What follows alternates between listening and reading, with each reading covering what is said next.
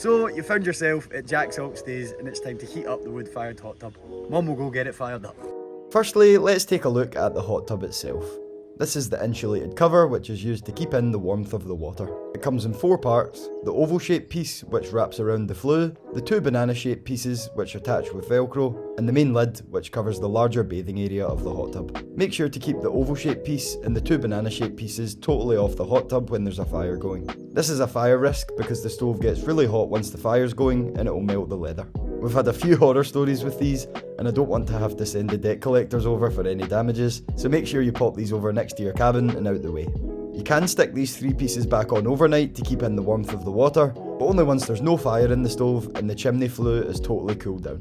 To use the hot tub cover lifter, all you need to do is fold back the smaller half of the main lid and use the black handles on either side to lift the cover into an upright position. You'll also find the wee velcro straps attached to the cabin to hold it in place. Inside your tub, you'll find a wee blue thermometer which is wrapped around the inside gate, which you can use to check the temperature of the water until it's the perfect 39 degrees. Here you'll also find our wee team mascot and your favourite bath time buddy, Quack Jack, who'll be there to keep you company in the tub. Please don't take him with you when you check out, but we do sell the wee ducks, so give us a shout if you want to take a brand new Quack Jack home with you.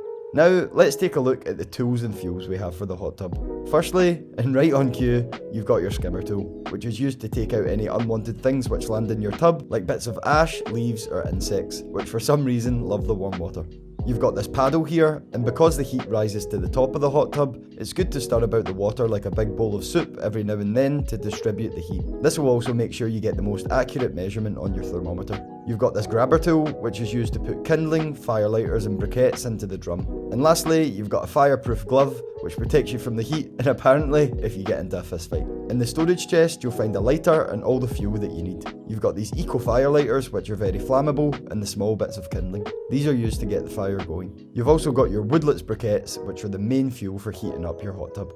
Now, let's take a look at the stove. It's basically a big U-shaped drum with a lid for the main stove on the right hand side and the chimney flue on the left. If you lift up the lid and take a look inside the stove, this is where you'll be making your fire. The lid is also used to adjust the airflow, so if you have it completely open, the flames will creep up the drum. If it's completely closed over, it will stop the airflow completely and kill the fire, but if you leave it slightly open like this, it will suck the air through this wee gap here. This is how you want to leave the lid for the full time that you're heating up the hot tub, and it ensures there's a steady airflow coming in through the gap, fueling the fire inside the stove, and coming up the flue at the other side. Before you start your fire, make sure your hot tub is filled up to the minimum fill line, and if it isn't, you can top it up with the hose. To start, lay a small handful of kindling, probably about 10 pieces, along the bottom of the drum. You can use the grabber tool to do this if you don't have the benefit of long arms like me. Next, evenly spread 3 firelighters amongst the kindling. Place another firelighter into your grabber tool and light it. Use that firelighter to light the other ones within the stove, and make sure to keep a couple of them over to the right hand side, as this is where the airflow is coming in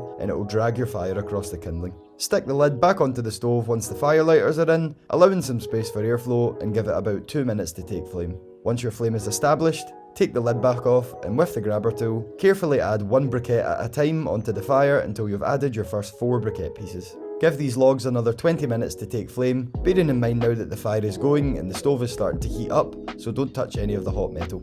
Also, when you're taking the lid off, place it on the stones and not on the wood or the storage box. This will also be a good time to check out the airflow in action. If you take a peek under the lid into the stove, you should see the fuel burning, the flames shooting into the left hand side, and the air circulating through the stove.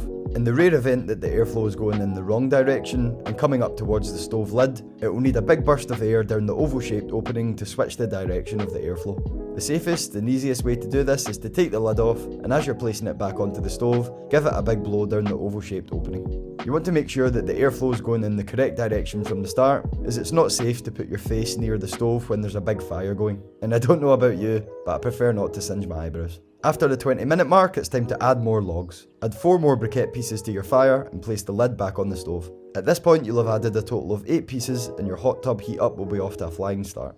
Again, please don't put the oval shaped piece or the banana shaped bits back on the cover, as these will melt. Ongoing, it's a case of checking your fire every 30 to 45 minutes and adding 4 briquette pieces to the fire each time. The best thing to do is to set an alarm on your phone to remind you to come back and check again.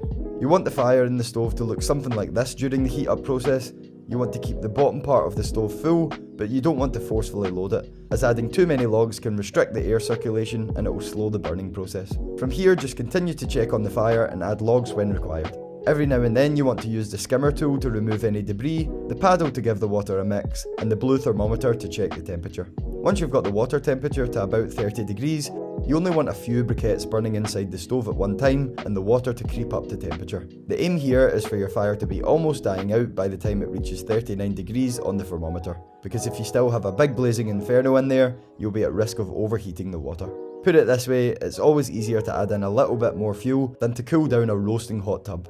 Saying that, if you do overshoot it slightly, you can always add in a little bit of cold water directly from the hose.